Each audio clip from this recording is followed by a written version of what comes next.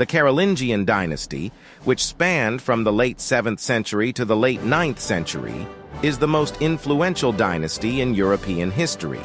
It began with Arnulf of Metz, who was born into a prominent Frankish family and became a trusted advisor to the Merovingian kings. He played a crucial role in the political and religious affairs of his time, participating in important councils and diplomatic missions. Arnulf was renowned for his humility and devotion to the church, and he is venerated as a saint not only for his spiritual leadership, but also for his charitable works and his dedication to the Christian faith.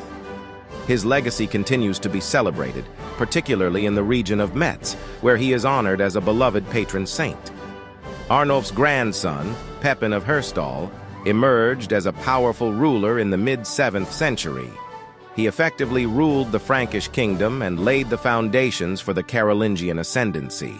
Pepin's son, Charles Martel, further consolidated Carolingian power through his military campaigns and his decisive victory over the Moors at the Battle of Tours in 732.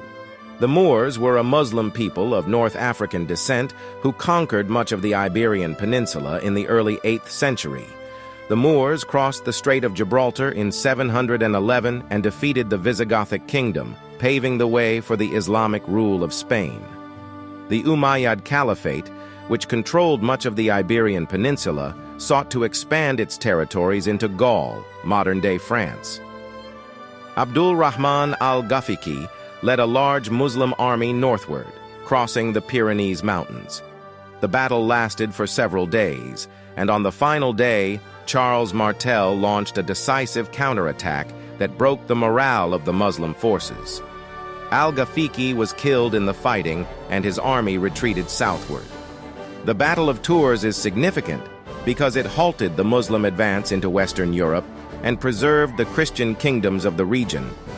While it did not expel the Moors from the Iberian Peninsula, the battle's outcome solidified Charles Martel's reputation as a skilled military leader and helped establish the Carolingian dynasty as a dominant force. Charles Martel's son, Pepin the Short, became the first Carolingian king of the Franks in 751 after deposing the last Merovingian king, Childeric III. Childeric was a puppet ruler, and after Pepin's brother and co-regent Carloman retired to a life devoted to God, Pepin decided to consolidate power and forced Childeric to shave his head and join the Saint Benedictine monks. Pepin's reign marked the beginning of the Carolingian dynasty's formal rule over the Frankish kingdom. The Papal States emerged during the 8th century when Pepin donated territories in central Italy to the Pope, specifically to Pope Stephen II. This donation, known as the Donation of Pepin, laid the groundwork for the Papal States. Over time, through various alliances, purchases, and conquests, the Papal States expanded and became a significant political and territorial entity in central Italy, with the Pope as its ruler.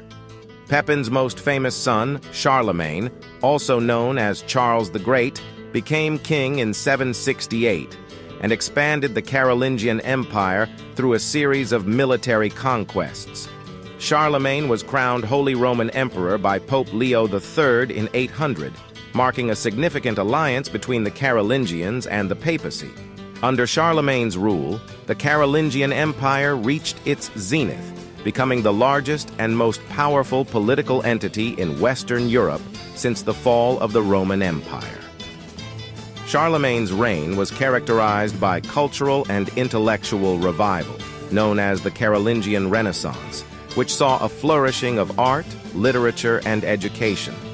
After Charlemagne's death in 814, his empire was divided among his 3 grandsons in the Treaty of Verdun in 843, leading to the eventual decline of the Carolingian dynasty and the fragmentation of the empire into smaller kingdoms.